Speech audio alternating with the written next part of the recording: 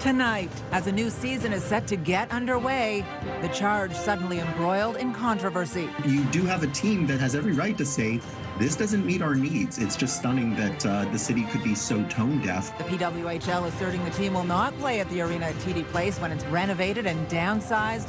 Is that offside, or are fans cheering for a bigger venue too? Growing out of the pumpkin patch. In a small farm, it's 480 acres. You have to diversify. If you don't diversify, you'll starve. Miller's Farm near Manotick wants to pivot to be more profitable, but the city has denied a rezoning bylaw application. Is this the end of the road? And if it looks too good to be true, it probably is. It looked like we were making money all the time. You could go online and check it, and then it took so much to finally realize it's a scam. But now it often looks too good to tell. The deepfake scam costing one local couple close to $200,000. What you need to know as our Spot the Scam series continues.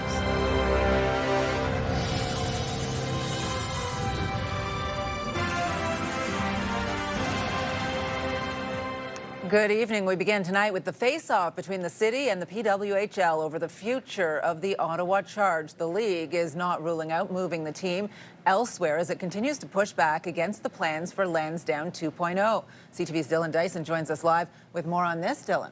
Patricia, the new design for the arena at TD Place has the capacity for a total of 6,600 people, nearly 2,000 fewer than the current arena. The team says that simply won't work for a franchise expecting continued growth. And that will do it. Ottawa holds on. It's atmospheres like this that the Ottawa Charge fear they'll lose. The atmosphere is good and the stadium is full. On Tuesday, the PWHL saying the team will not play at Lansdowne 2.0 after it was approved that the new venue would feature a smaller capacity than the current arena. The financial, don't add up. Like, they need a fan base and a good crowd in order to sustain operations. So I think the maths don't work. Not a big fan of it. They need more seats. They need more people to show up. So cutting down the size of the arena is not going to help. The new plan would see the arena have seats and standing room capacity of 6,600 people. The arena at TD Place currently has room for 8,500 people. The plans for Lansdowne are not based on one team, one tenant, one user of the facility. The city says it is in negotiations with the PWHL and the Ottawa Sports and Entertainment Group to find a solution to keep the team in Ottawa. You do have a team that's in a fledgling league that needs to worry about the bottom line and has every right to say, this doesn't meet our needs. It's just stunning that the city could be so tone deaf and want to proceed. In the 2024-25 season, the Ottawa Charge had an average attendance of approximately 5,900 people, with its lowest single-game attendance bringing in about 3,800 fans, and its highest seeing over 7,800. I don't understand why they don't make the extra 2,000 seats. The city has said adding 2,000 seats could cost up to $100 million. The league saying it wants the Charge to stay in Ottawa, but will not go backwards, with every option on the table. We heard from the PWHL during the Lansdowne debate. They came to a city committee. They told us that there was a way forward for the team in Ottawa. It's not impossible that the Charge could leave. And if that happened in the early days of the league, that would not surprise me at all. That meeting between the city, the PWHL, and OSEG is set for Friday, and this just in, the Ottawa Senators have issued a statement on the Charge's situation, saying the Ottawa Senators are deeply committed to building the hockey community in Ottawa-Gatineau at all levels, and that includes the women's game. We are always willing to have dialogue and conversations if it fosters the strongest possible outcome for hockey fans in our community. Patricia. They play in a big building. All right, CTV's Dylan Dyson live for us tonight. Thank you. Well, a popular farm known for its pumpkin patch and berries says it may be forced to shut down. Miller's Farm and Market expanded operations to include trucking and snow removal. But a neighbor complained about the noise, and now the city says the heavy trucks aren't allowed on the property at all. Miller's Farm and Market has been operating on Rideau Valley Drive in Manotick for more than 30 years. CTV's Leah Larocque was out at the farm, joins us now with the details. Leah. Well, Patricia, ask anyone in Manotick about the Millers, and they will tell you that they are pillars of the community and know them by first name. But Ron Miller says it's becoming harder to keep family farms running, so he expanded his business. But the city and some neighbors say it's against the rules. Ron Miller knows every inch of his farm like the back of his hand. Put my heart and soul into this place. Their pumpkin patch is a must-visit destination every fall. Miller trying to stay profitable by expanding to landscaping, snow removal, and excavating. In a small farm, it's 480 acres. You have to diversify. If you don't diversify, you'll starve. A neighbor complained about the noise. I'm asking to change the zoning for that we can keep operating. They say we can't do that. The Millers want 2% of their farm to be rezoned to allow 51 heavy vehicles to be stored and to expand what they can sell at their farm store. A city report recommended refusing the bylaw amendments because planning staff do not believe that the requested changes are minor or technical in nature. The report also says the home-based businesses on the property are operating at a scale that are not appropriate for a prime agricultural area. They are upstanding citizens in Ottawa. They are fantastic business partners. We can't let these decisions become popularity contests. Councillors voting to deny rezoning. Mayor Sutcliffe. Yes. 19 yeas, 6 nays. Well, I'm 81 years old, so we'll just shut her down if we have to, but we're going to keep fighting. CTV News spoke with a neighbor who said it's like living beside an active gravel pit.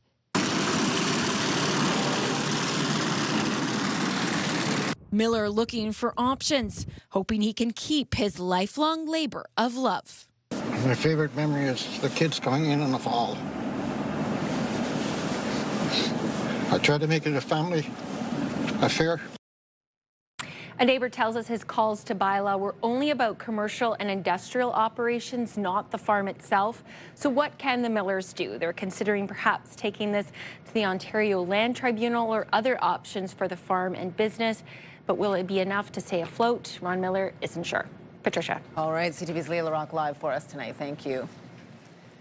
Well, turning now to our special Spot the Scam series. Every day this week, we're hearing from people who fell victim to scams and from experts sharing tips on how to stay safe in a digital world. But it's becoming harder every day to do that because criminals are now using artificial intelligence to create elaborate schemes to defraud people. CTV's Kimberly Johnson joins us now with one Eastern Ontario couple's story. Kimberly. Patricia, this all started with an AI-generated video created by scammers, and it ended with victims losing tens of thousands of dollars. A video of what appeared to be Elon Musk encouraging a new investment opportunity turned out to be a devastating fraud for Doug and Victoria Lloyd. Knowing me is, how could I let this happen to us? CTV News spoke to the couple in January of last year, telling us they were scammed out of $177,000. Doug Lloyd says seeing what turned out to be a deepfake technology video, they were scammed after a fake financial advisor pulled money from their line of credit over a series of months. I trusted that guy so much. He was so friendly, and the money looked like we were making money all the time. We could go online and check it, and then it took so much to finally realize it's a scam. Ontario Provincial Police say fraud is becoming more rampant and hard to detect. Last year, the anti-fraud center reported $648 million in reported losses, and that was the highest reported losses we've ever seen in Canada. So how do you best protect yourself? Detective Constable John Armit with the OPP Anti-Rackets Branch says the first line of defense, a good strong password. You want to have letters and you want to have numbers, but also symbols. Go down the keyboard and you can find a pattern that you like and then add a digit or a symbol.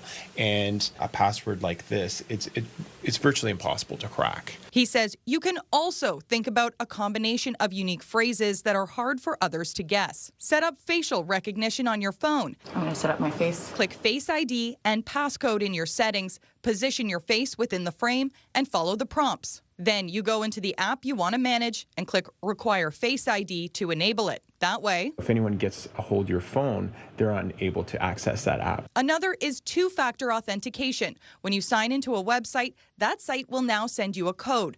often through a text on your phone for you to put in. And when it comes to website links, emails, and apps, he says be cautious about what you're clicking. They're able to spoof an email address with a one digit off or one letter off. So really take your time. He says to always put a website directly into a search bar or call your bank directly using the number on the back of the card. If you go to Google and type in a search for whatever you're searching for, the bad actors will pay for search engine optimization. So they'll put their web page at the top of the search. And so you're clicking on that, believing that is with the legitimate organization. And finally, always stop and think. Don't ever give in to pressure. He says if something seems too good to be true, it probably is. Relieved everything's over. There's no more to do. After having to sell a home to pay off debt and give up original plans for a dream home, the Lloyds are now building a new dream home on their property and continue to share their story in hopes of preventing future victims. It's so easy to trick people now with this AI and cryptocurrency, and you can't trace that, you can't get it back. The OPP also say to always do your research about who you're talking to and to never hand out personal information and access to your accounts to a stranger online. Patricia? All right, thank you, Kimberly. CTV's Kimberly Johnson reporting for us tonight. You can scan the QR code on the bottom of your screen to link to us online or visit ctvnewsottawa.ca. We have more details on this story and others featured in our Spot the Scam series.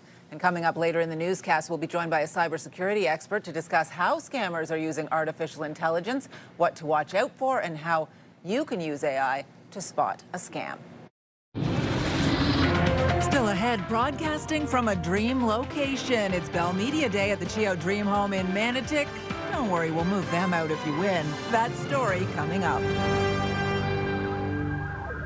Well, here's a live look now through our Centennial Glass Sky Cam. It is a chilly -3 out there in Ottawa right now. It would be a cold night for a parade if that were happening tonight. Jackie Perez out on a parade route for us this evening. Jackie, what's going on there?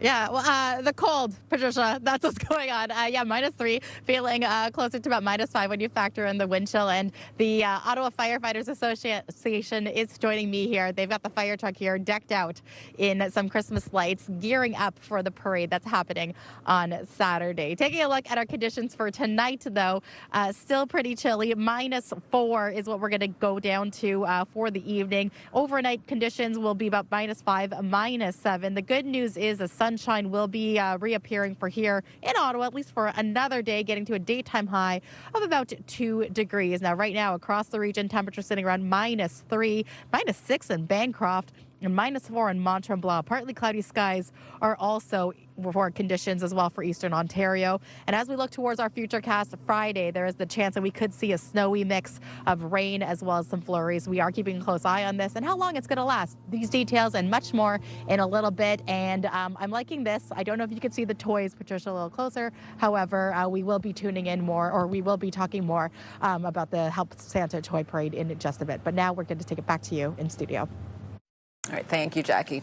Well, one person has died after a fire in Clarence Rockland over the weekend. It happened at an apartment building on Laurier Street around 7 o'clock Sunday night. The blaze was quickly extinguished, but one person was found dead inside a unit. Ontario Provincial Police say the fire is not considered suspicious. The victim has not been identified. A 43-year-old man is facing charges after he crashed a car into a house in eastern Ontario last week. This happened in Bourget, about 50 kilometers east of Ottawa, last Saturday morning. Police say the man was driving a stolen vehicle and he fled the scene. He was later found and arrested with the help of a canine unit. No one was injured, but the house was deemed no longer safe to live in. Ottawa is already a destination for many annual festivals that draw thousands of local residents and tourists alike. Now the city is promising a major financial boost to make the capital an even better festival destination. CTV's Kimberly Fowler joining us live now with the details on this. Kimberly. Well, Patricia, with major events like Blues Fest, Escapade, and City Folk, the future of Ottawa's festival scene looks promising. And now the city is announcing a major financial boost for the festivals with the largest economic impact. This fund is going to provide an additional $1 million a year Mayor Sutcliffe announcing the new Major Festivals Fund today at City Hall. It's being administered by Ottawa Tourism, and it's aimed at increasing financial support for the city's larger festivals. It's an amazing opportunity for the festivals to really establish Ottawa on a bigger scale and recognize that there's some huge generators in this city that can draw people into town and generate lots of economic impact. Well, the fund is part of a 2-year pilot project, and again, it will provide an additional $1 million per year. Now, the money will come from a proposed 1% increase in the municipal accommodation tax, and that's a tax the city already imposes on hotels and other accommodation properties. Again, all of this is subject to approval of the 2026 budget, and over the coming months, Ottawa Tourism says they'll be working on a plan to ensure that the funds are used to support tourism here in the city and to help the local economy. Patricia. All right, CTV's Kimberly Fowler live for us tonight. Thank you. Well, it was a tumultuous day in the Ontario legislature after the leader of the opposition was tossed from the chamber. It is the endless grift of a anti-democratic and, yes, corrupt government. It was that comment that led to Marit Stiles being kicked out of the legislature during a heated exchange with Ontario's Labour Minister over the controversial Skills Development Fund.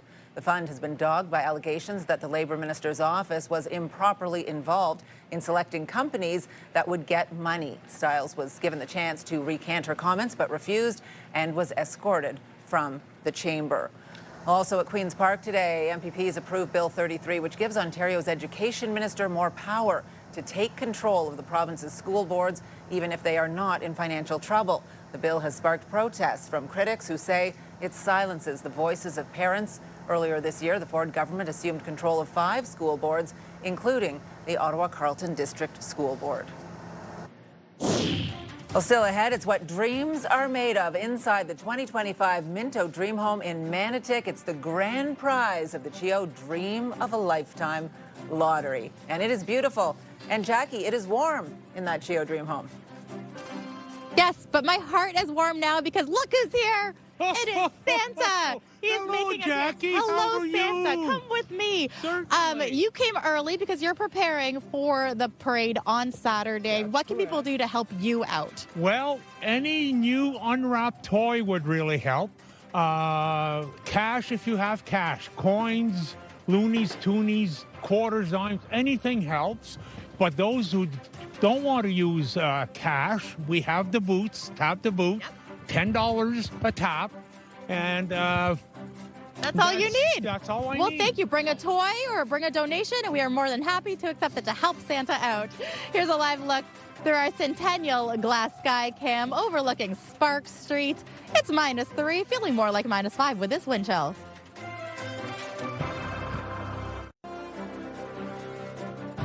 Well, our popular Team of the Week segment is back. If you want to be a part of our Myers Automotive Group Team of the Week, upload your video to ctvnewsottawa.ca. Well, we're getting another look tonight at the grand prize in the CHEO Dream of a Lifetime lottery. It's Bell Media Day at the Minto Dream Home.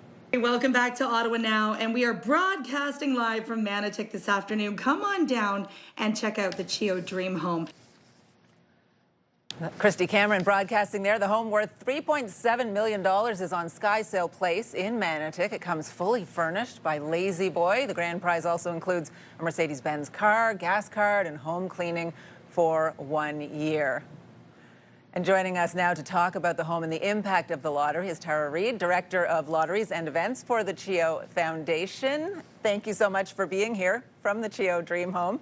The home obviously is spectacular, but as tantalizing as it is, there's a lot more in this lottery. And right now you can be putting yourself in the running for the early bird prize. Tell me about that. Absolutely. Thanks for having me, Patricia. This is our exciting early bird week, which means Friday is the deadline at midnight, and our early bird prize is 5,500 bonus tickets or a grand prize of $250,000. So really exciting and a really big week for the lottery, and we're hoping people come and see the home and get inspired and buy some tickets. I mean, it is so exciting, and people do get inspired as soon as they walk through the doors of this home. But this is about so much more. Of course, all of the money raised goes to helping the families at CHEO. Tell me specifically where the money raised from this CHEO Dream of a Lifetime lottery will go. Absolutely. So money raised from the lottery, it does go to support our Kids These Days campaign. So what that means is when you buy a ticket, you're supporting our work in modernizing our building and improving services. So you can feel really good about buying a ticket for the lottery because it does go directly to help the families and children that CHEO serves. The Minto home. Minto has been a regular and loyal partner, even a bit of a water view from this particular Minto home, but others support this lottery as well. And I know you always feel like you couldn't get this done and get the home decorated the way it is without those partnerships. Oh, you're so right. I mean, Minto, this is another big year for Minto and us as well. This is our 25th anniversary. In fact, the Dream Home is named the Sterling as a nod to this big milestone. But we also are really thankful for many of our other partners, our trades who work on the home. So, like, just to name a few, Lazy Boy Home Furnishings, Cosentino, Thunderbolt, many people put a lot of work into this home, and then we see this beautiful product in the end. So we're grateful for that. Okay, Tara, very quickly, your favorite feature in the home in there, and how do people get tickets if they want to pick their favorite feature? I think I'd say the primary bedroom on the main floor is my favorite. It's beautiful. It has a large ensuite. It has beautiful views of the pond out back. On the same floor as well, there's a nice laundry area. So the main floor really is something special.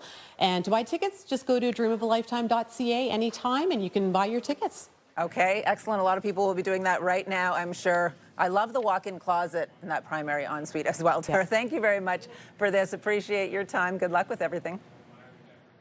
Thank you so much. Well, in Manotick and elsewhere across our region, a cool but sunny day in the capital as we take a live look from our Skycam right now. We still have clear skies tonight, and we can expect the same for at least one more day. Look forward to that as we get a full look at the weather forecast. Back out to Jackie along the parade route to be. Jackie. Yes, thank you so much, Patricia. The Somerset and Queen Elizabeth Drive is the starting point for the parade taking place on Saturday. Before we get to those temperatures and what we can expect, we are going to talk about this evening. Clear skies, but it is pretty chilly. Temperatures sitting around -3. Here's as we look towards the next couple of days.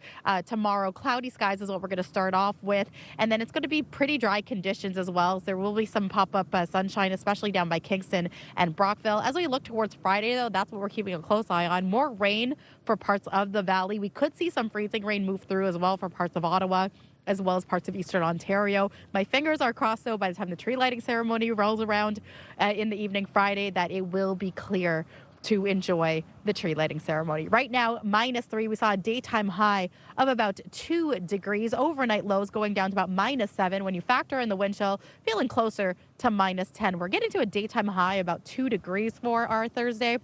Sunny skies as well. Winds are going to remain steady and calm. When we look at the temperatures across the region for the overnight lows, sitting around -7 really for most of eastern Ontario. It's -10 in Bancroft, -9 in Pembroke, as well as Maniwaki and Mont-Tremblant sitting at -10. And tomorrow's daytime highs will be averaging between 2-3 degrees along the valley, as well as about 4 or 5 degrees along the Seaway. Some cloudy skies as well by Kingston, but for the most part, sunshine is in the forecast. Right now, across the country, we can see Atlantic Canada sitting around the freezing mark in Fredericton, Charlottetown, 2 degrees. Here in Ontario, you can see -4 in Timmins. Windsor, partly cloudy skies, 4 degrees is the current temperature. And our friends to the west sitting around similar temperatures. Sunshine in Edmonton, 1 degree. Vancouver at 9 degrees. Don't really love Yellowknife where temperatures are sitting at -14. So I will take our -3 that we're sitting in right now. This 7-day forecast is brought to you by Davidson Hearing Aid Center. Visit their website to nominate someone to win the gift of hearing. So Thursday, sunshine. It is the kickoff for our Toy Mountain. This will be at St. Laurent Center. We're inviting you to join us for the 5 and 6 p.m. newscast. Friday, Lansdowne tree lighting ceremony. Daytime high 6 degrees. Flurries anticipated for the morning. And Saturday, Santa Claus Parade, or the Help Toy Santa Claus Parade, or Santa Claus Toy Parade. Sunshine is what we're anticipating. That is a tongue twister, Patricia, but we will be getting Cameron Taylor here to help us out, give us the parade route, including the Parade of Lights that's happening in Orleans the following week. Details on this and much more in a little bit. Everything parents need to know. All right, good stuff, Jackie. Thank you. I think what we need to do is, in order to move beyond stagnation and to see these shifts, we need to move beyond this idea of that it's a personal choice. We always talk about kids and physical activity, but are adults spending enough time being active? We'll have that story just ahead. A significant escalation for a former Canadian Olympian turned fugitive. Ryan Wedding is extremely dangerous. The new reward and accusations in the international hunt for a drug kingpin. Later on CTV National News, live from Ottawa.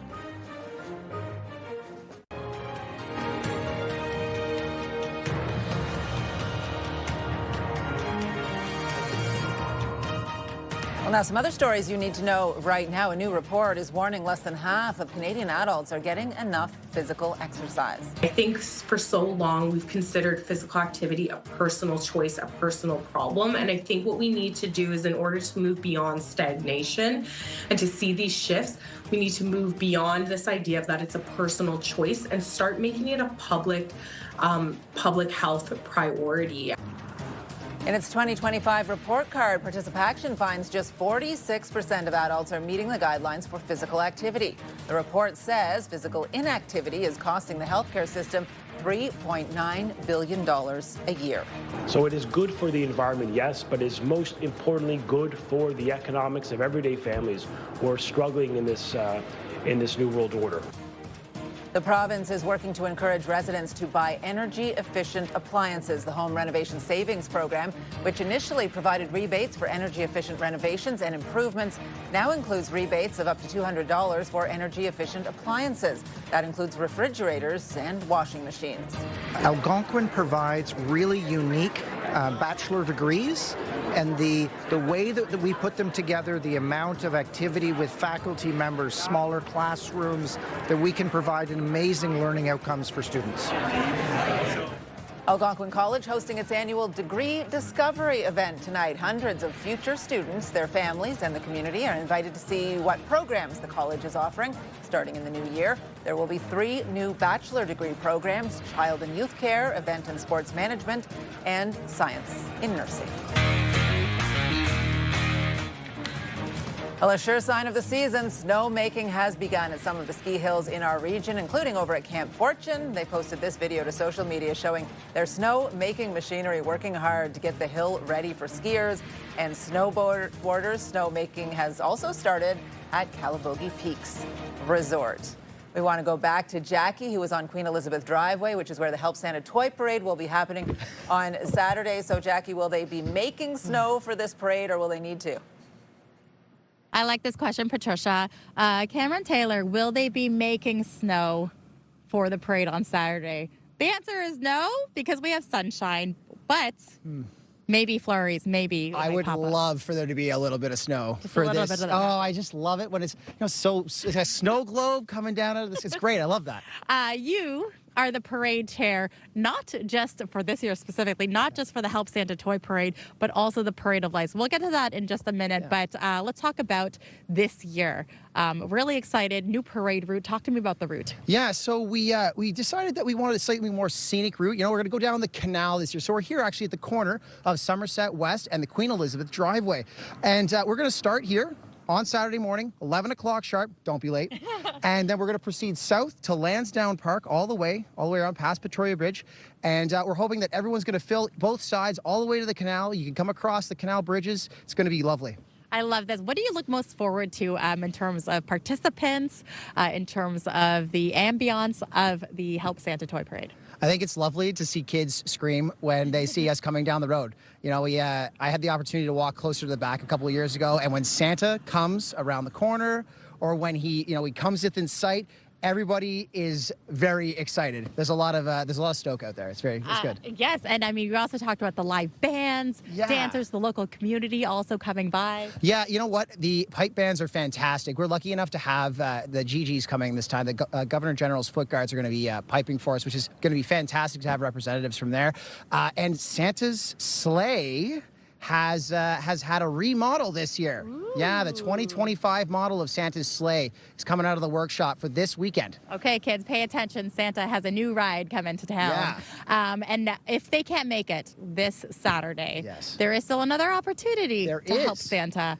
at the Parade of Lights. Yes. So November 29th, so the Saturday afterwards, in Orleans, we're going to have Santa's Parade of Lights, which is another opportunity for us to come together as a community and kind of give to the kids in the local area. And on top of that, you know, the big man himself has told me he's going to come out. He's going to grace Orleans with his presence. We're going to go from Youville Drive to Place Orleans. And that's a new route. Can you just describe that quickly? Yeah, yes. So it's a very similar route. We're going to be starting at Youville Drive at St. Joseph Boulevard, and then we're going to be moving eastward as we have for many years. But we're going to be ending at Place Orleans Boulevard, the eastern intersection this year, instead of Prestone. All right. I appreciate that so much. Donations are always welcome, and toys also welcome, and monetary as well. So you can check out our website for more details. It's taking place this Saturday at 11 a.m. We hope to see you there. We also have a float there, so we will see you there as well. Thank you. Yeah, it's going to be a lot of fun. Thanks so much, Cameron. Thanks for having us.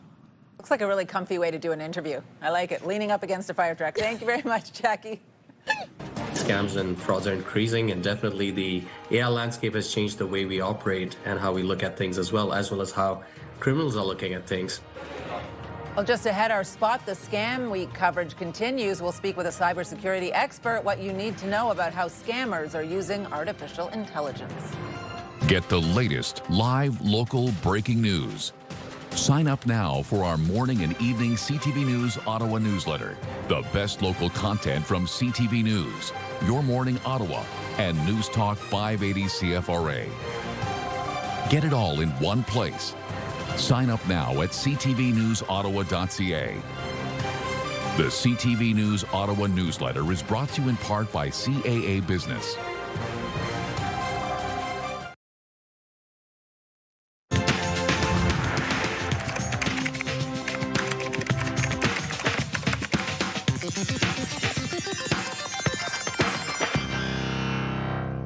Well, returning now to our special Spot the Scam series. Tonight, we're focusing on how criminals are using artificial intelligence.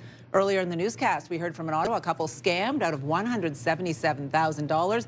And it all started with a deep fake video promoting an investment opportunity that ended up costing them everything.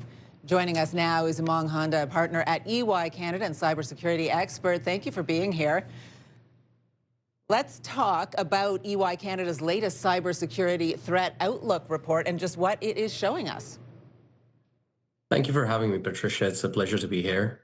And definitely scams and frauds are increasing, and definitely the AI landscape has changed the way we operate and how we look at things as well as how criminals are looking at things. The cybersecurity threat outlook for 2025 has highlighted a number of things. There's obviously a lot of threat activity with state-sponsored threats, but there's something very interesting as it relates to, the common scams that are happening in Canada and beyond. Threat actors are seeing a number of scams, launching a number of scams around Canada within, the space of deepfakes, where they have the ability to, call someone with someone else's voice, ability to call someone on a video call with someone else's face and voice, but also, combine that with a sense of urgency, a sense of, loss, or something of that nature that makes people fall for it. So we're seeing a lot of that. And at an average, we are seeing, if you have to take an average of all of this, 27% of Canadians were deceived into losing an average of $1,400 overall in 2024 itself. That is a huge percentage, obviously, of Canadians who are losing money to these scams. And they're so tough to determine whether those deep fakes are real or not. I know in speaking before, you said even for you as an expert in this field, you often don't know whether something is real or not. Yeah, absolutely right. I mean, if you asked me about a year or two ago, right, it was easier to spot if something is a deep fake, a synthetic media, a scam, or something generated through a computer, because there was some glitches every now and then, and you could tell like there's a robotic voice on the other side. There's, this video that is not looking very accurate. The mouth is not syncing with the voice. But now it's all gone away. In fact, there's professional tools that are actually have the ability to do it, and they're available for free for the most part. So what really is happening is the sense of realism has blurred. Whatever you see, whatever you hear, it's very real. And you need all of maybe 2 minutes of someone's clip or 2 minutes of someone's voice to actually create a deep fake of it. Okay, what about complex cyber attacks? How do these work?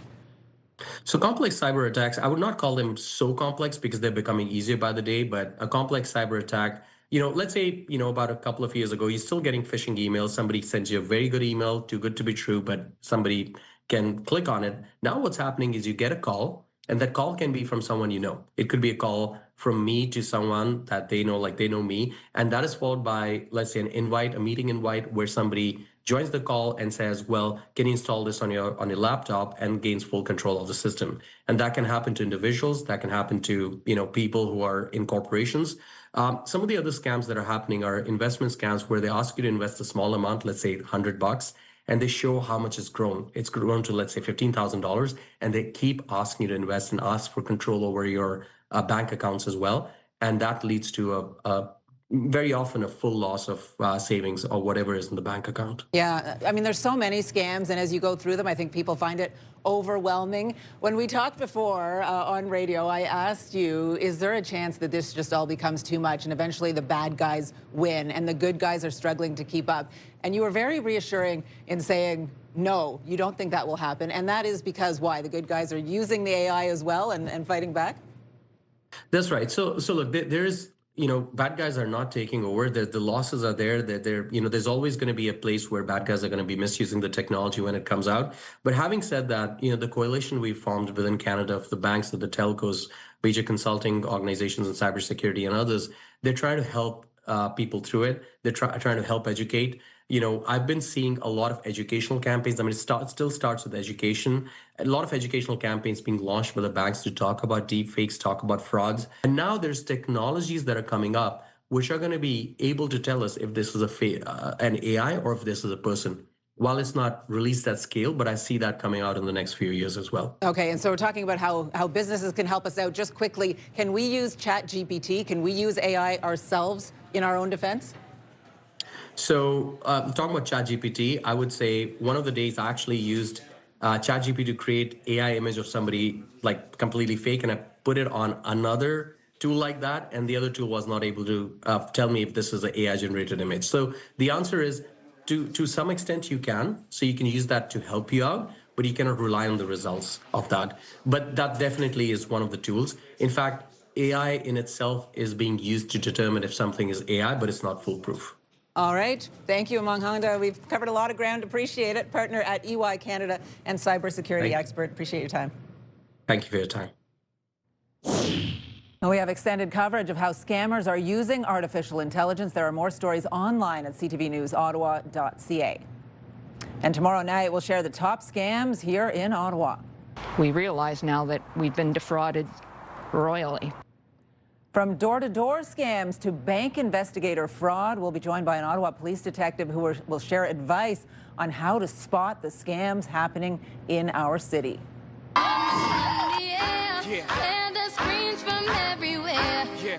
And coming up, we meet our Myers Team of the Week. We'll be joined in studio by Merivale High School's field hockey team.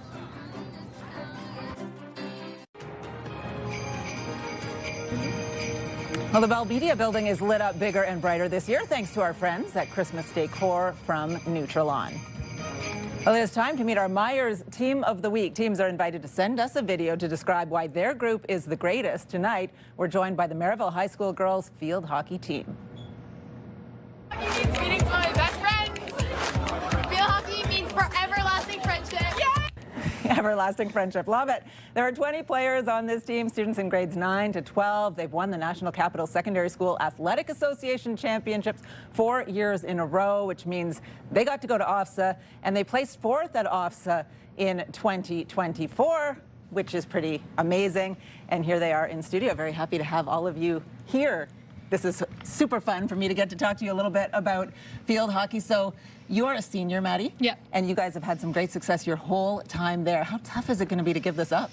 It's going to be really hard. It's always at the beginning of every school year, so it's the thing we look forward to every summer. So it's going to be a big change not doing this next year. Yeah. What do you love most about field hockey? And maybe, like, I've been at the Olympics where they make us call ice hockey because field hockey is the real hockey. Would you say it's the real hockey? Now, honestly, I would, which that's pretty controversial in Canada. But yeah, it's definitely the real hockey to me. Nora, what would you say is the best thing about the game that maybe people don't know about it? I personally think it's like our whole team in general. Like the game is super fun, but we like have a sense of like community and family, especially our team. It's like very special. So that's like my personal favorite part and like the best part of field hockey in general. Yeah, in that video, you guys were talking about the friendships. Obviously, there's huge love, and when you've been together for 4 years, you're going to miss that. A lot, yeah. It was really hard saying goodbye, especially at OFSA this year.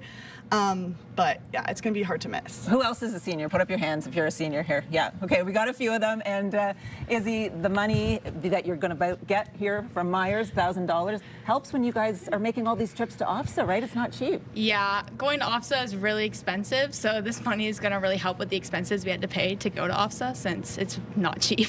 What are you going to miss most about these teammates? Honestly, just like the fun bus rides on the way to OFSA and to all of the different tournaments we've been to over the years, because those are where we've really created a lot of bonds. Gotta love the bus rides. I always love getting texts from the kids on the bus. We want to bring Sean from Myers in with that $1,000 to help maybe with some future bus rides and future continued success for the Maryville field hockey team. What would you like to say about supporting this group, Sean? Oh, I think it's excellent. I think, you know, their enthusiasm is contagious.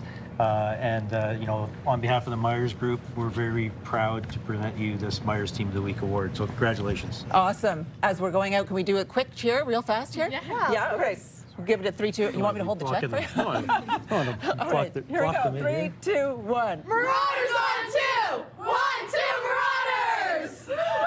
Awesome. We're cheering for you, Sean. If you want to be a part of our Myers Automotive Group Team of the Week, just upload your video to ctvottawa.ca. Winner, Genyo. Well, coming up, the $1 million dream. Is it a friend, a neighbor? We meet this area's newest lottery winner, Jackie. Thanks so much, Patricia. Santa, remind people how they can help you this Saturday at the parade. Thank you very much. You can bring a new unwrapped toy. Cash is always good. Loonies, toonies, whatever coin you have, it's all good and all wanted and needed. Or for those who doesn't want to use cash, use your card, you tap a boot, and automatically it'll go into the account. Thank you so much. Appreciate it, Santa. Here's a live look through our Centennial Glass Sky Cam. It's a little chilly this evening out, so make sure you bundle up. The sun has officially set for this Wednesday evening, showcasing Parliament Hill and Chateau Laurier. 'Tis the season to lend a helping hand, Ottawa. Join us for the CTV Your Morning Ottawa Food Drive on Friday, December 12th. We're teaming up with the Ottawa Food Bank to help our neighbors this holiday season. Drop off your non-perishable food items at 87 George Street or make a monetary donation, allowing the Ottawa Food Bank to buy what's needed most when it's needed. CTV Your Morning Ottawa Food Drive, December 12th, proudly sponsored by Doyle Saluski.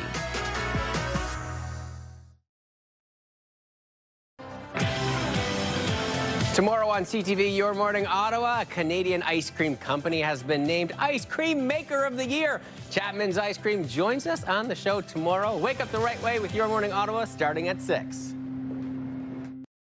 Hairstyles, courtesy of Salon Fiorella. I just need somebody to advance, okay? It's ice cream weather, but we are going to check the weather for you nevertheless, heading into a weekend that will feature some parade activity. Back to Jackie. Well, thanks so much, Patricia. Waking up, the conditions are going to be quite chilly. It's going to be -7 when you start things off. Mix of sun and cloud as well. But the good news is that we're getting to a daytime high of about 2 degrees. 6 degrees for Friday, where we have our tree lighting ceremony at Lansdowne. That will be our warmest day of the week. And if you are looking and preparing for the parade on Saturday, daytime high 2 degrees, so bundle up. But the good news is we will have lots of sunshine. Now, I just want to thank the fellas here and Santa for joining us here today. Thank you guys so much. They will be hanging out and spot them on the parade route. Again, the new parade route starts at Queen Elizabeth Drive as well as Somerset West and makes its way southbound towards Lansdowne. That's it from us here. You guys have a great night. Stay warm. We'll send it back to studio. hanging with a bunch of guys in uniform. Yeah, tough gig. Thanks, Jackie. All right, we want to check in and see what our team is working on for tonight. Kimberly Fowler is here, looking ahead to 11:30. Yeah, we'll check and see what's happening in the Ottawa area, of course, overnight. And many people, they opt to get travel medical insurance whenever they leave the country, but you may want to look into getting additional health insurance when traveling within Canada, too. Tonight, we'll share the story of an Ontario man who ended up in an Alberta emergency room without travel medical insurance and was shocked to get a bill for more than $12,000. And you can get the news anytime, anywhere at ctvnewsottawa.ca. Join me tonight for CTV News at 11:30. All right, will do. And finally for us tonight, an Eastern Ontario woman $1 million richer after winning the lottery. Francine Lebrun matched all 7 encore numbers in exact order in the October 17th Lotto Max draw. She's from Oxford Mills, about an hour south of Ottawa. The winning ticket was purchased at your independent grocer on Highway 43 in Kemptville. Congratulations, Francine. Amazing. Love $1 million. And how amazing. You used to play field hockey. I did. I played field hockey. I played right back. Yeah, you can chat with these girls after this amazing team together for the last time after their season ended. A few seniors saying goodbye. We thank them for being here tonight.